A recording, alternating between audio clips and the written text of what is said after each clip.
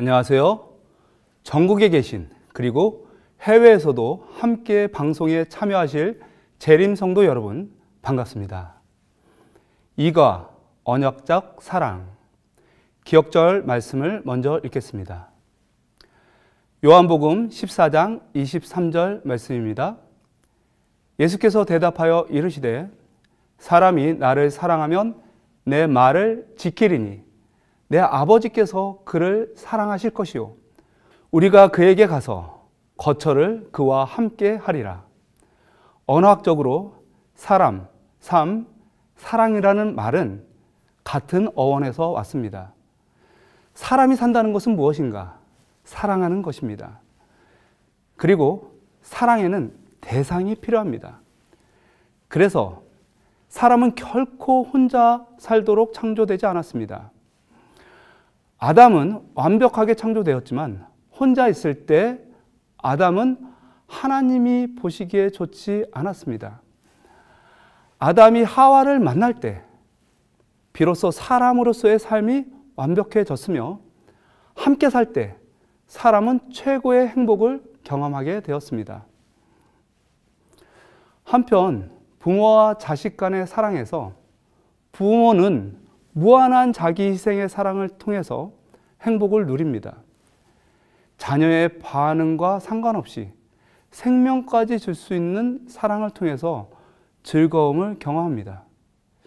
그래서 아이들이 맛있는 음식을 먹으면 엄마는 안 먹어도 배부른다라고 그렇게 이야기를 합니다. 사랑은 혼자서도 가능할까요? 사랑은 일방적일까요? 아니면 쌍방일까요? 이런 사랑의 특성과 관련하여 오늘 교과에서는 두 가지 사랑에 대한 용어를 재해석해 주고 있습니다. 바로 아가페와 필레오입니다. 흔히 알기로 이 아가페는 하나님의 사랑이며 부모가 자녀에게 주는 무한한 사랑이라고 여깁니다. 반면 필레오는 아가페보다 부족한 친구의 사랑으로 주고받는 사랑으로 의미를 하고 그렇게 생각을 한다고 합니다. 그러나 성경 용례를 살펴보면 우리가 알고 있는 것과 조금 다른 부분이 있음을 알 수가 있습니다. 아가페의 사랑에 대해서 디모데후서 4장 10절에 이렇게 기록이 되고 있습니다.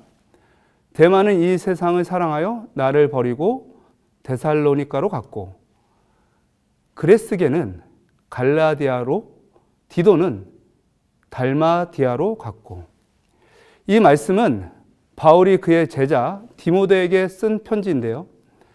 데마가 신앙을 떠나 세상을 사랑하여 복음을 버리고 떠나갔음을 이야기한 것입니다. 그런데 여기서 표현된 사랑하여 라는 말은 아가페로 사용되었습니다. 의문스러울 수 있지만 사실 아가페가 일방적인 사랑, 주는 사랑을 의미한다고 하여서 항상 하나님께만 사용되지는 않습니다. 인간의 사랑 또는 잘못된 사랑에 쓰여지기도 합니다. 필레오 사랑에 대해서도 인간의 사랑뿐만 아니라 하나님의 사랑에도 사용됩니다. 요한복음 16장 27절에 이는 너희가 나를 사랑하고 또 나를 하나님께로서 온 줄로 믿은 거로 아버지께서 친히 너희를 사랑하심이니라. 위의 구절에서 보면 하나님에 대한 인간의 사랑을 표현할 때도 필레오, 인간에 대한 하나님의 사랑을 표현할 때도 필레오를 사용하였습니다. 따라서 필레오는 부족한 사랑을 표현하는 것이 아니라 하나님의 사랑의 관계성을 나타낼 때 사용하는 것입니다. 하나님의 사랑은 한량없이 주는 사랑이기도 하고 이타적인 사랑이기도 하지만 하나님의 사랑은 일방적 사랑으로 끝나지 않고 함께 주고받는 관계 속에서 행복을 경험하는 양방향의 사랑인 것입니다. 이 두 가지 사랑의 개념이 대조적으로 보이지만 성경은 우리에게 두 개념의 조화로운 모습을 보여주고 있습니다. 여기서 잠깐 본격적인 교과 내용에 들어가기 전에 하나님과 사람의 언약적 사랑을 관계 도식으로 살펴보겠습니다.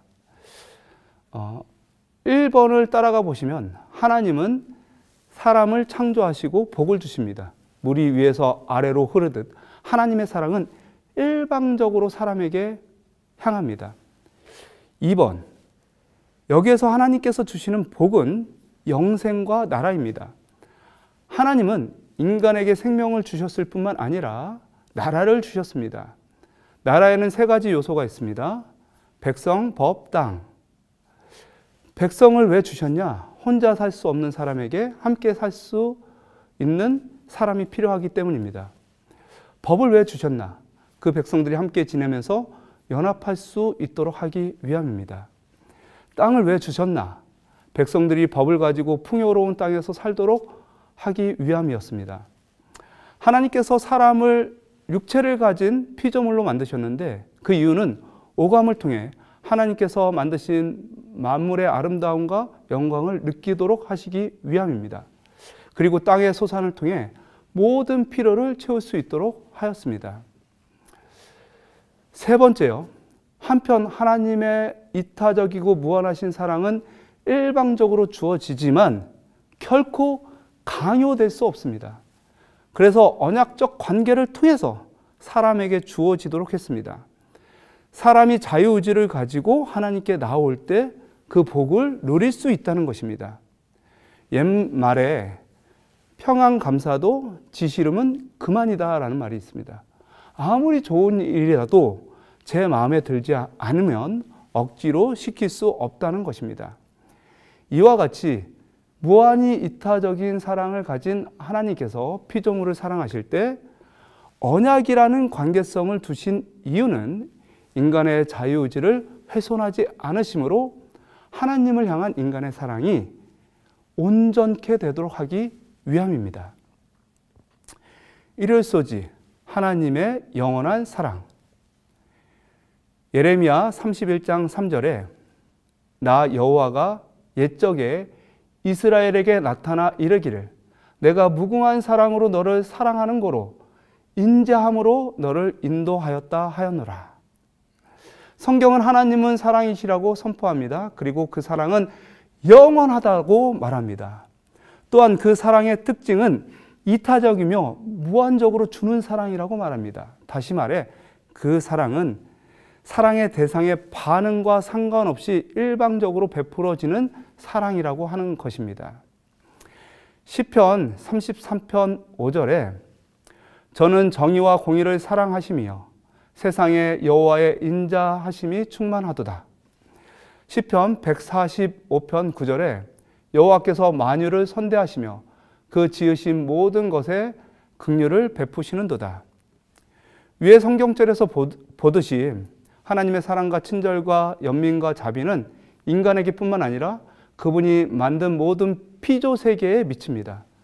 다시 말하면 이 무한한 사랑이 하나님으로부터 나와서 무조건적으로 만물에게 흘러간다는 것입니다. 한편으로 하나님의 아가파적인 사랑의 대상이 모두를 향한 것이라면 하나님의 필레오적인 사랑의 대상은 누구일까요? 혼자서 할 수 없는 관계적 사랑의 대상은 일방적일 수 없습니다. 그 사랑의 대상이 어떤 반응을 하느냐에 따라 달라질 수 있습니다. 만약에 피조물이 하나님의 사랑을 거부한다면 하나님은 계속 사랑을 이어갈 수 있을까? 만약에 피조물이 하나님의 사랑을 오해하고 두려워하여 하나님이 자신을 사랑하지 않는다고 생각한다면 하나님은 어떻게 오해를 풀고 그 사랑을 계속할 수 있을까? 다음의 성경절은 하나님의 아가페적인 사랑과 필레오적인 사랑의 조화를 우리에게 알려줍니다. 디모데전서 2장 4절 하나님은 모든 사람이 구원을 받으며 진리를 아는 데 이르기를 원하시느니라. 베드로후서 3장 9절 주의 약속은 어떤 이에 더디다고 생각하는 것 같이 더딘 것이 아니라 오직 너희를 대하여 오래 참으사 아무도 멸망치 않고 다 회개하기에 이르기를 원하시느니라. 에스겔 33장 11절 주 여호와의 말씀에 나의 삶을 두고 맹세하노니 나는 악인의 죽는 것을 기뻐하지 아니하고 악인이 그 길에서 돌이켜 떠나서 사는 것을 기뻐하노라. 이스라엘 족속아 돌이키고 돌이키라. 너희 악한 길에서 떠나라. 어찌 죽고자 하느냐 하셨다 하라. 언약적 사랑의 관계 속에서도 아가페적으로 베풀어지는 하나님의 사랑이 계속적으로 보여지고 있습니다. 하나님께서 이렇게 하시는 이유는 언약적 사랑에서 상대방의 선택이 관계를 유지할 수 있는 조건이 되기 때문입니다. 하나님께서는 인간의 자유의지는 훼손하지 않는 방법으로 당신의 사랑을 영원히 보여주시기 위해 희생하시며 기다리십니다.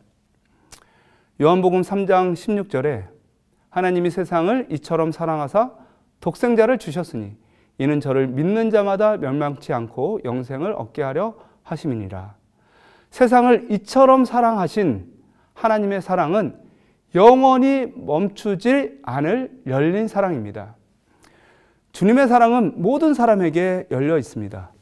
거부하는 사람에게도, 악한 사람에게도, 오해하는 사람에게도 열려 있습니다. 차별이 없는 영원한 사랑이 우리 앞에 놓여 있다는 것은 참으로 특별한 은혜이며 특권임을 기억하셨으면 좋겠습니다. 월요일 소지, 언약적 사랑.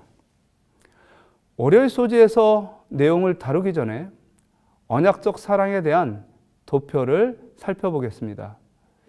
도표 1에 이어 도표 2에서 첫 번째 부분을 봐주시기 바랍니다.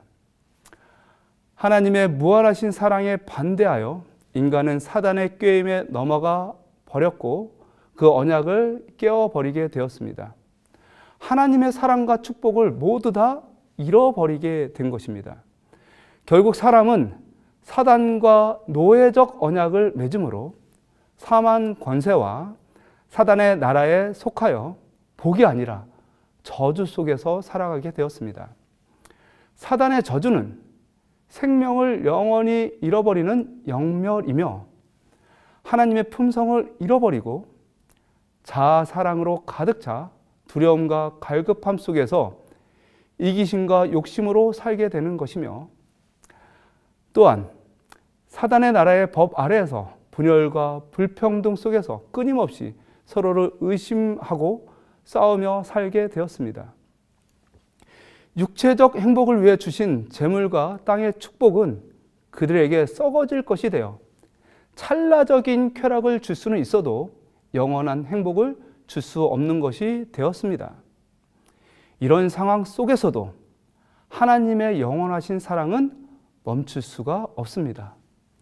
전지전능하시고 본질이 사랑이신 하나님은 이 모든 일을 미리 하셨고 창조 이전부터 영원한 사랑의 언약을 위한 계획을 세우셨습니다. 도표 3을 보시겠습니다. 첫 번째, 사단의 거짓말에 속아서 하나님과의 언약을 깨어버린 사람을 위해서 약속된 메시아의 오심을 믿음으로 다시 회복될 수 있는 언약을 만드셨습니다. 이 언약은 아담, 노아, 아브라함, 모세, 다윗을 통해서 계속해서 이어갈 수 있는 언약입니다. 오실 메시아에 대한 믿음을 기초로 세우신 언약이며 하나님의 영원한 사랑의 표현입니다. 두 번째, 이 언약을 통해 인류에 대한 하나님의 사랑도 계속 이어갈 수 있을 뿐만 아니라 하늘에 속한 모든 축복, 즉 영생과 하나님 나라도 제공받을 수 있게 된 것입니다. 세 번째, 믿음으로 얻게 되는 언약에 대해 인간의 자유의지적인 선택이 필요합니다. 구원의 기회는 모든 사람들에게 열려 있고 차별 없이 똑같은 조건에서 선택할 수 있게 된 것입니다. 도표를 통해 보듯이 하나님과 우리의 사이의 사랑은 언약적 사랑의 관계임을 알 수가 있습니다. 언약적 사랑의 관계와 일반적 사랑의 관계는 다릅니다. 일반적인 사랑의 관계는 쌍방향으로 사랑을 하지만 한쪽에 소홀함이나 배신함이 있다면 유지될 수가 없습니다. 그렇지만 언약적 사랑의 관계는 다릅니다. 이 언약적 사랑에는 관계적 사람도 포함되어 있지만 배신과 거절의 가능성도 포함됩니다. 그래서 상대방의 반응과 상관없이 베풀어지는 이타적인 사랑이 포함되기 때문에 이 언약적 사랑과 관계적 사랑이 다른 것이죠. 게다가 하나님의 조건적 사랑 안에 자유의지가 여전히 포함되어 있기 때문에 관계적 사랑과 조화를 이룰 수가 있습니다. 다시 말해 구원하시는 하나님의 은혜가 우리의 선택을 강제하지 않으신다는 것입니다. 신명기 7장 6절에서 9절에 너는 여호와 내 하나님의 성민이라. 내 하나님 여호와께서 지상 만민 중에서 너를 자기 기업의 백성으로 택하셨나니 여호와께서 너희를 기뻐하시고 너희를 택하심은 너희가 다른 민족보다 수요가 많은 연고가 아니라 너희는 모든 민족 중에 가장 적으니라. 여호와께서 다만 너희를 사랑하심을 인하여 또는 너희 열조에게 하신 맹세를 지키려 하심을 인하여 자기의 권능의 손으로 너희를 인도하여 내시되 너희를 그 종 되었던 집에서 애굽 왕 바로의 손에서 속량하셨나니 그런즉 너는 알라. 오직 내 하나님 여호와는 하나님이시요 신실하신 하나님이시라.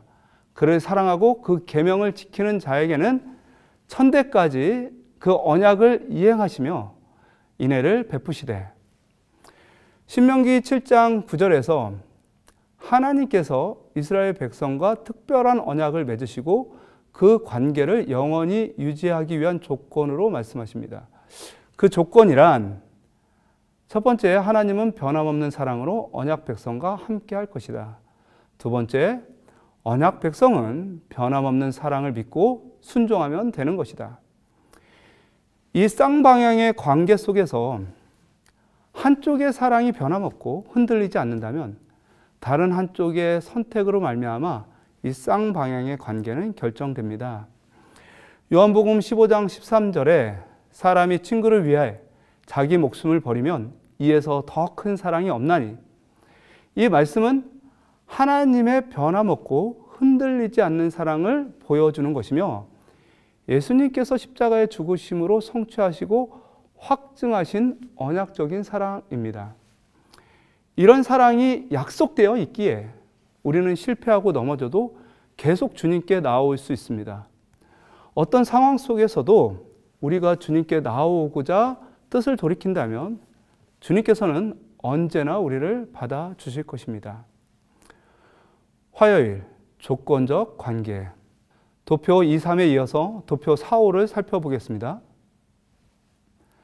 도표 4에서 첫 번째, 예수님은 인간의 대표자로 오셔서 언약을 온전케 하시고 하나님께서 예수님을 통해서 인간에게 주시는 복과 나라를 받으셨습니다. 그분은 대속주로서 영생을 보장해 주시고요. 중보자로서 우리가 품성을 회복할 수 있도록 도와주시고 보증인으로서 율법의 요구에 충족하시고 우리의 마음에 율법을 새겨주십니다. 주권자로서 새하늘과 새 땅을 약속해 주십니다. 세 번째입니다. 이제 사람은 하나님과 직접 언약을 맺을 수 없지만 예수님을 통해서 언약을 맺을 수 있고 하나님의 축복을 누릴 수 있게 된 것입니다. 그리고 이 모든 관계의 키는 하나님께서 이미 우리에게 주어졌기 때문에 우리의 선택에 달려 있는 것입니다. 도표 5를 보시면 첫 번째, 우리가 예수님과 언약을 맺을 때 사단의 모든 권세는 약해질 것이고 우리는 예수님의 언약 안에서 하늘의 축복을 경험하게 될 것입니다. 사람이 자유의지를 가지고 예수님을 선택한다는 것은 침례를 받음으로 영생을 확증하는 것이며 매일 입혀주시는 옷을 입음으로 예수님의 품성을 회복하는 것이고 성령을 통해 마음에 새겨지는 율법을 경험하는 것입니다. 율법의 높은 표준으로 말미암아 괴로워할 때 보증인 되시는 예수님의 갚아주심을 인하여 우리는 하나님의 자녀로서 설 수 있게 되는 것입니다. 주권자가 되시는 예수님께서 새하늘과 새 땅을 우리에게 다시 회복시켜 주심으로 우리가 소망을 가질 수 있게 된 것입니다. 이와 같이 하나님께서 예수님을 통해 우리와 새롭게 맺으시는 언약에는 우리가 누려야 할 축복이 있습니다. 이것은 우리의 선택으로 우리에게 주어집니다. 만약 우리가 예수님을 선택하지 않는다면 그 모든 축복을 잃어버린 바 되며 사단의 권세와 저주 속에서 죽어가게 될 것입니다. 교과에서 우리의 선택의 중요성을 설명하기 위해 다음과 같은 성경절을 제시합니다. 호세아 9장 15절 말씀입니다. 저희의 모든 악이 길갈에 있으므로 내가 거기서 저희를 미워하였노라. 그 행위가 악함으로 내 집에서 쫓아내고 다시는 사랑하지 아니하리라. 그 방백들은 다 패역한 자들 자니라. 예레미야 16장 5절입니다. 여호와께서 이같이 말씀하시되 상가에 들어가지 말라. 가서 통곡하지 말며 그들을 위하여 애곡하지 말라. 내가 이 백성에게서 나의 평강을 빼앗으며 인자와 긍휼을 제함이니라. 여호와의 말이리라. 로마서 11장 22절입니다. 그러므로 하나님의 인자와 어미를 보라. 넘어지는 자에게는 어미가 있으니 너희가 만일 하나님의 인자에 거하면 그 인자가 너희에게 있으리라. 그렇지 않으면 너도 찍히는 바 되리라. 이 성경들은 마치 하나님이 자기 백성에 대한 사랑을 포기하거나 끝낸 것처럼 보입니다. 그러나 이제껏 살펴본 대로 하나님의 사랑은 영원합니다. 변하지 않습니다. 아까 도표 5에서 본 대로 죄와 사단의 권세에서 벗어나지 않으면 하나님과의 언약 관계를 유지할 수 없습니다. 언약을 통해 하나님의 축복, 영생과 나라는 주어지는 것이고 그것은 언약의 조건이며 특권인 것입니다. 그렇다면 위의 성경절의 의미는 무엇일까요? 그것은 이런 것입니다. 하나님의 언약의 대상자에게 반드시 하나님의 나라와 영생의 복을 주시기를 원하십니다. 그것은 언약의 대상자가 받지 않으면 그 언약 관계를 유지할 수 없고 축복을 주실 수 없다라고 하는 것입니다. 다시 정리하면 언약 관계를 유지한다는 의미는 믿고 침례를 받고 예수님의 품성을 닮아가고 계명에 순종하며 재림의 소망을 갖는 것입니다. 그래서 예수님은 그의 제자들에게 다음과 같이 말하였습니다. 요한복음 16장 27절에 이는 너희가 나를 사랑하고 또 나를 하나님께로서 온 줄로 믿은 고로 하나님께서 친히 너희를 사랑하심이니라. 요한복음 14장 21절에 나의 계명을 가지고 지키는 자라야 나를 사랑하는 자니 나를 사랑하는 자는 내 아버지께 사랑을 받을 것이요 나도 그를 사랑하여 그에게 나를 나타내리라. 언약적 사랑에 반응한 사람은 계명을 지키는 것을 언약의 축복으로 여깁니다. 그 축복을 통해 하나님의 사랑을 경험합니다. 저와 여러분도 하나님께서 언약적 사랑을 통해 주신 영생과 하나님 나라의 축복을 감사함으로 받고 누리면서 순종하면서 살아갔으면 좋겠습니다. 수요일, 철회된 자비. 요한일서 4장 7절. 사랑하는 자들아, 우리가 서로 사랑하자. 사랑은 하나님께 속한 것이니 사랑하는 자마다 하나님께로 나서 하나님을 알고. 요한일서 4장 19절. 우리가 사랑함은 그가 먼저 우리를 사랑하셨음이니라. 이미 살펴본 대로 하나님과 우리와의 관계의 주권은 하나님께 있습니다. 하나님이 이 관계의 근본이며 시작입니다. 하나님이 먼저 사랑하지 않았다면 우리는 그분을 사랑할 수 없습니다. 그러나 하나님과 우리와의 관계에 대한 최종 결정은 우리의 선택에 따라 달려 있습니다. 하나님의 언약적 사랑의 구체적인 내용은 영생과 하나님 나라의 축복을 주시는 것이며 하나님의 사랑이 우리에게 축복으로 경험되고 실현되는 것이 언약적 관계의 온전함을 나타내는 것입니다. 도표 6에서 보듯이 사단의 저주와 권세가 사라지고 언약적 관계가 온전히 이루어질 때 하나님께서 예수님을 통해 주실 언약의 축복은 사람 안에서 경험되고 실현됩니다. 하나님의 백성들은 품성이 회복되고 하나님의 계명을 순종함으로 모두 다 하나로 연합될 것입니다. 썩지 않을, 멸하지 않을 새하늘과 새 땅에서 살게 될 것입니다. 그러므로 우리가 하나님의 사랑을 받아들였는지에 대한 의문은 하나님의 축복인 품성과 계명이 우리의 삶에 반영되었는지 안 되었는지를 보면 알 수 있다라고 하는 것입니다. 교과에서는 1만 달란트 빚진 자의 예화를 통해 하나님의 사랑의 언약이 어떻게 상실될 수 있는지를 깨닫게 합니다. 마태복음 18장에 1만 달란트 빚진 종의 이야기가 나옵니다.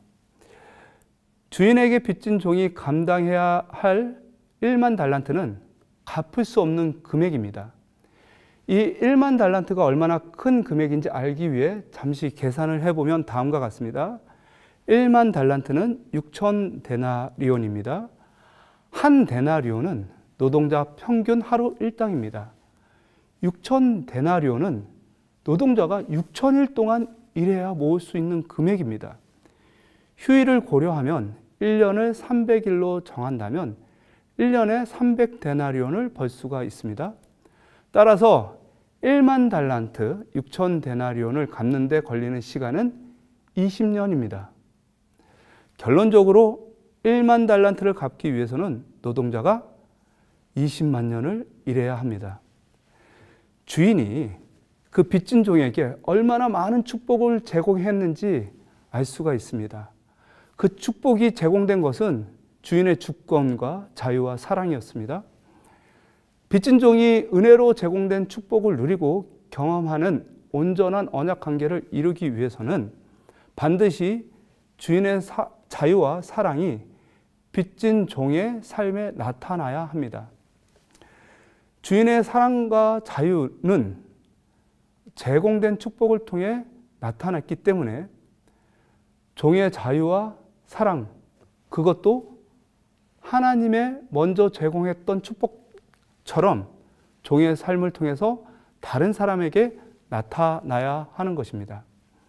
하지만 막대한 빚을 통감받은 종은 100데나리온 빚진 자에게 빚을 탕감해 주지도 않고 감옥에 넣어 곤란하게 하였습니다.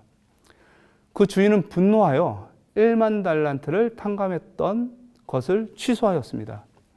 물론 주인이 탕감했던 것을 취소한 것이 하나님의 사랑과 축복이 취소될 것을 나타내는 것은 아닙니다.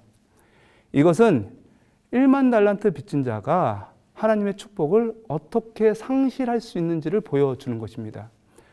또한 어떻게 하나님의 언약과 사랑을 거부할 수 있는지를 보여주는 것입니다. 하나님은 먼저 언약과 사랑을 철회하지 않으십니다. 다만 우리가 하나님의 축복을 상실하고 우리의 삶을 통해 축복이 나타나지 않는다면 우리는 하나님의 사랑을 거부하는 것이며 언약을 깨는 것이라는 것입니다. 우리에게 주신 영생과 하나님 나라의 축복이 여러분에게 경험되고 실현되므로 영원한 사랑의 언약에 참여하는 여러분 되시기 바랍니다. 목요일 거저 받았으니 거저 주어라. 로마서 5장 8절입니다. 우리가 아직 죄인 되었을 때 그리스도께서 우리를 위하여 죽으심으로 하나님께서 우리에 대한 자기의 사랑을 확증하셨느니라. 수요일 소재에 이어서 우리는 1만 달란트 빚진 자와 같이 결코 갚을 수 없는 빚이 있는 사람입니다. 또한 하나님의 사랑을 얻을 수 없고 받을 자격도 없는 사람입니다. 그러나 로마서의 말씀처럼 하나님께서는 은혜 받을 자격도 없고 은혜 받을 능력도 없는 자에게 큰 사랑과 축복을 주심으로 하나님의 사랑을 보여주셨습니다. 그런 하나님의 사랑에 대해 우리는 자유의지를 활용하여 하나님께서 제공한 축복을 받고 언약적 관계를 온전히 이루어갈 수 있습니다.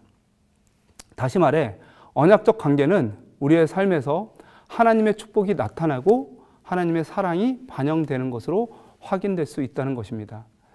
그래서 예수님께서는 제자들에게 이렇게 말씀하셨습니다. 요한복음 15장 12절입니다. 내 계명은 곧 내가 너희를 사랑한 것 같이 너희도 서로 사랑하라 하는 이것이니라. 요한복음 15장 14절 너희가 나의 명하는 대로 행하면 곧 나의 친구라. 예수님이 우리를 사랑한 것처럼 다른 사람을 사랑하는 것은 하나님과 온전한 언약 관계에 속해 있음을 확증할 수 있는 증거입니다. 그러므로 우리는 하나님을 사랑하고 찬양하며 다른 사람들을 향한 그 사랑과 은혜를 살아야 합니다. 누가복음 7장 47절입니다. 이러므로 내가 내게 말하노니 저의 많은 죄가 사하여 줬도다. 이는 저의 사랑함이 많음이라. 사함을 받은 일이 적은 자는 적게 사랑하느니라. 우리는 무한한 빛을 용서받았다는 것을 항상 인식해야 합니다. 우리는 말과 행동으로 하나님의 사랑을 전해야 하며 하나님의 사랑의 전달자가 되고 새하늘과 새 땅을 약속하신 예수님에게로 많은 사람들을 인도해야 합니다.